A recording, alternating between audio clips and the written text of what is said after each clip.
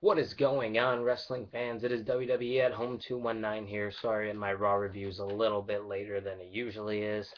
I was watching my Blackhawks, so I had to catch up on Raw on my own, and I watched Raw and all the matches in its entirety in about an hour and 20 minutes. That's pretty solid with all those commercials, and I didn't care about the Divas matchup, so I just simmed through all that stuff.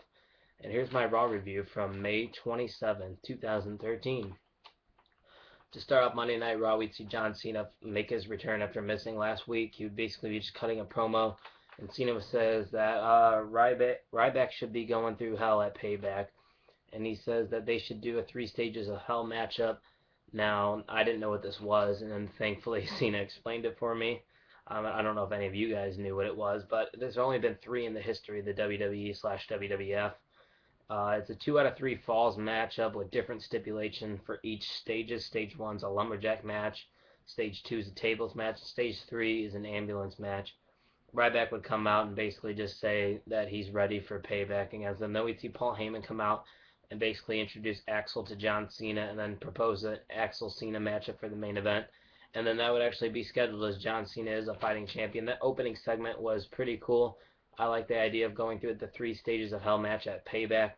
And if you haven't watched my past videos, I am going to be at Payback, so I'm very excited for this matchup because it's different. Granted, it's not the 2 greatest wrestlers that we have, but it's a different stipulation. You don't see this at all very often. So I'll give the opening segment a B. Then we'd see Alberto Del Rio versus Big E Langston for the third WWE program in a row. And it was an okay matchup. AJ would undo the turnbuckle, but that would end up screwing her as Del Rio would put Big E on that exposed turnbuckle, and he would sneak a cover there, and Alberto Del Rio would pick up a victory over Big E Langston. They basically were calling that the rubber match because those two split in the first 2 matches. So Del Rio wins the rubber matchup, and this was alright. I'll give it a C minus. And then we would see the U.S. title match as Kofi Kingston would put on his rematch clauses. He would put it on SmackDown, but the Shield would interfere in that matchup. So now we're going to have another matchup on Raw for the United States Championship as we'd see Dean Ambrose and Kofi go at it again. It's a pretty good matchup. There was a lot of near falls in this, but Ambrose would use that finisher. It was kind of a blah ending because we saw Kofi fall out of the ring, and he just kind of threw Kofi into the ring and then hit him with that DDT finisher type maneuver. But nonetheless, it was a good match as we see Dean Ambrose retain his United States Championship. I'll give it a B minus. And then that would lead us right into the tag team title match, which was another rematch clause on Raw tonight. So you got to see 2 title matches on Raw, which is rare, very rare in the WWE nowadays. You used to see it all the time back in the day, but not that much going on now. But hey, there was 2 tonight. So Team Hell No would put in their rematch clause against the Shield's members, Seth Rollins and Roman Reigns in this matchup. It started during the commercial break, so we didn't see the start of it, but Team Hell No was in control of Rollins early. There are frequent tags from the Shield, but that's just their style, and they're very good with the frequent tags and keeping people fresh. Daniel Bryan was going crazy, as we've been seeing signs of a kind of maybe even a heel turn for Daniel Bryan, who knows, but he was going crazy throughout this matchup. We saw the superplex in this matchup was very cool. Rollins was mimicking a couple of Daniel Bryan's moves, which is kind of funny to see. And then Rollins' knee, though, would end up winning it as Daniel Bryan and Kane seemed to be a little distracted by each other's movements throughout the matchup. And that would actually make them lose this matchup, I believe so. And the Shield retain their tag titles. And maybe this is the end of that feud as well, as like the Dean Ambrose and Kofi feud. Maybe that's all over with, and there'll be fresh feuds for the Shield. I'm expecting the Shield to face off against the Celtic Vipers at Payback, but this matchup with Team Hell No and the Shield is very good. I'm going to give it a B plus. And then we would see the Intercontinental Champion Wade Barrett take on Fandango, as you guys would vote The Miz as the special guest referee. Barrett would hit The Miz, and so The Miz would basically screw Wade Barrett and give him the Skull Crusher finale, and Fandango would pick up a very quick victory here. He'd steal one, I guess you could say, and then The Miz would hit Fandango after. It was kind of a pointless segment, but they're definitely building up for a triple threat here at Payback. It's kind of obvious, so this matchup, Fandango picks up the victory just because of The Miz. I'll give it a D minus, maybe even an F. Then we'd see Tons of Funk and Khali team up to take the 3-man ban. Why is this on our television screens?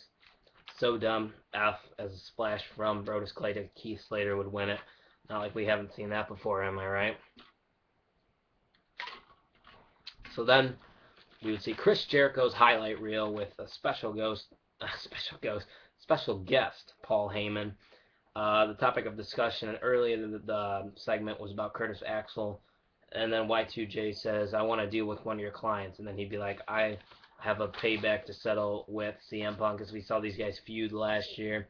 Heyman would accept the challenge from Y2J, as hopefully CM Punk will go through with this matchup because Heyman took the offer from Jericho at Payback. So hopefully we will be seeing Y2J Chris Jericho take on CM Punk in Chicago. That's CM Punk's hometown if you are oblivious to where CM Punk's from.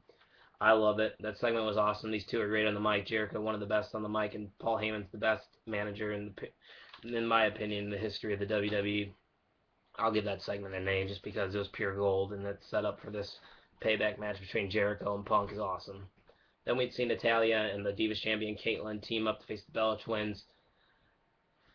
So, yeah, it's a Divas matchup. So, nothing really happened in this. Caitlyn would accidentally spear Natalya, and that would lead to their loss as the Bella Twins would get a victory over Natalya and Caitlyn. Maybe this, I don't even know what this does for the Bella Twins at all, but hey. Now, leading into this next matchup, we would see the Wyatt family's video promo type deals. They might be coming to Raw, and I've watched probably a total of like 6 or 7 NXT episodes, and I've seen the Wyatt family, very creepy heel stable they got going on in NXT, and I feel like that would be pretty awesome to see them being brought up to Raw, so that's a positive thing to be seeing on tonight's Raw. And then our next matchup would be Sheamus and Randy Orton, the Celtic Vipers, take on Team Road Scholars, and I mean, like I said, I'm guessing that Sheamus and Randy are gonna face the Shield at Payback, and I mean, Randy Orton and Sheamus, their characters are boring to me. So this matchup in general boring me, and I just want them to turn heel. One of them already. Even it seemed like Michael Cole, JBL, and Lawler, they were talking about other things, and they weren't even interested in this. Cody would save Sandow from an RKO, but a bro kick would end up winning it. As bro kick to Sandow would happen, and Sheamus and Randy Orton beat Team Road Scholars. I'll give it a C minus. Like I said, it was kind of boring. So then your main event, the WWE Champion John Cena would take on the Paul Heyman guy, Curtis Axel. We'd come back and it would go to a commercial. It was like 2 minutes of wrestling, and then they go right to commercial. We'd come back from that commercial, and we'd see Axel taking care of Cena outside the ring.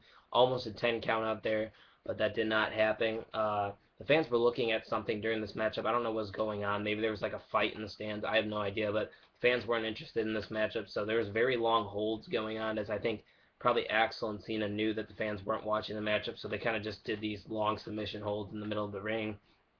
Axel seemed in control mainly throughout this matchup, in my opinion. It finally started to pick up eventually as it got into the later part of the matchup. Then we would hear an ambulance come out, and you know what that means. Cena would walk towards the ambulance. Cena would open the back. There would not be Ryback there, but Ryback would ambush John from behind, and they'd basically just go at it. And then John Cena would almost AA Ryback, but then Ryback would get away as he threw Cena off the stage. So Curtis Axel would actually pick up the win via countout. That matchup and ending of Raw was just okay. I mean, I'll give it a C minus. Raw overall, I'm gonna give a C minus as well. I think that's a fair grade for tonight's show because there were some good matches, like I said with the Shield, and then the Shield basically carried this in my opinion. And I like the announcement with the WWE Championship stipulation, and I like that CM Punk might be back for Payback. So that's promising things for the WWE in my opinion. So that's why I'm gonna give Raw a C minus overall for tonight's Raw, May 27th. 2013. Tell me what you thought about Raw down below. I'd love to see some comments, guys. I don't get that many comments, so start leaving me some comments. I'd like to have some discussions with you guys. Follow me on Twitter at Let's Talk _WWE, and like and subscribe to this video if you already have not. And actually, go subscribe to my other channel, CPWF Wrestling. It's actually if you want to watch me and my friends wrestle. We're gonna have our own little program here. Actually start feuds, and we got heels and faces, basically the whole ordeal. Just some guys trying to have some fun. So if you want to subscribe to them, go subscribe to that channel. I'll give a link down below in the comment section. So thanks guys, and take it easy.